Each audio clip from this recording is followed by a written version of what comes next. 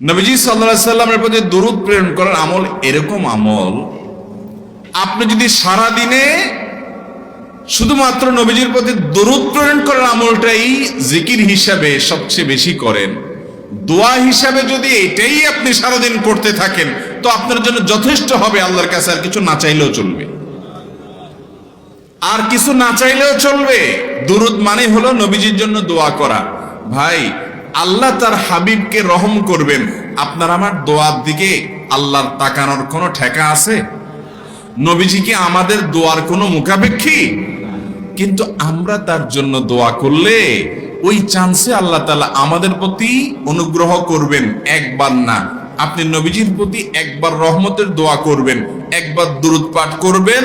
মান সাল্লা আলাইয়া মাররাতান সাল্লাল্লাহু আলাইহি আশারা, নবীজি সাল্লাল্লাহু আলাইহি সাল্লাম বলেছেন, একবার আমার জন্য তোমরা দোয়া করলে, আমার প্রতি দুরূদ পাঠ করলে, আল্লাহ তাআলা তোমাদের জীবনে 10 বার 10 জায়গায় 10 টাইমস তোমাদের উপর আল্লাহ তাআলা অনুগ্রহ করবেন। আপনি টেরও পাবেন না কত জায়গায় আল্লাহ অনুগ্রহ করেছেন, আল্লাহ বাঁচাই দিয়েছেন, একটুর জন্য শেষ হয়ে যান নাই। ওই যে দুরূদ পড়ছেন, আল্লাহ তাআলা রক্ষা করছে, আপনি খবরও নাই। আল্লাহ তাআলা আপনার প্রতি বিশাল একটা দান করছে, আপনি লক্ষ্যও করেন নাই। ওই যে দুরূদ পড়ছেন একবার, 10 বার রহমত হবে। এভাবে যত দুরূদ পড়বে সে তত রহমত এবং অনুগ্রহ পাবে।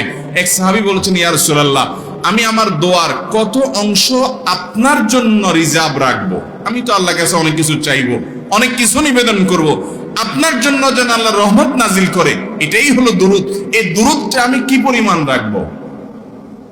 4 ভাগের 1 ভাগ, 3 ভাগের 1 ভাগ, অর্ধেক? এরপরে সাহাবী বলছেন, আসলে যদি সবগুলোই করি? উনি এক একটা পার্সেন্টেজ বলছেন, আর নবী করিম সাল্লাল্লাহু আলাইহি সাল্লাম বলছেন যে, তাকে বোঝাচ্ছেন যে আরো বেশি করতে পারলে ভালো হয়।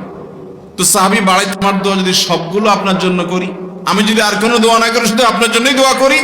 নবী করিম সাল্লাল্লাহু আলাইহি সাল্লাম তাকে সুসংবাদ দিলেন যে তাহলে তোমার আর কোনো সমস্যা থাকবে না, সব সমস্যা দূর হয়ে যাবে, তোমার কোনো পেরেশানি থাকবে না।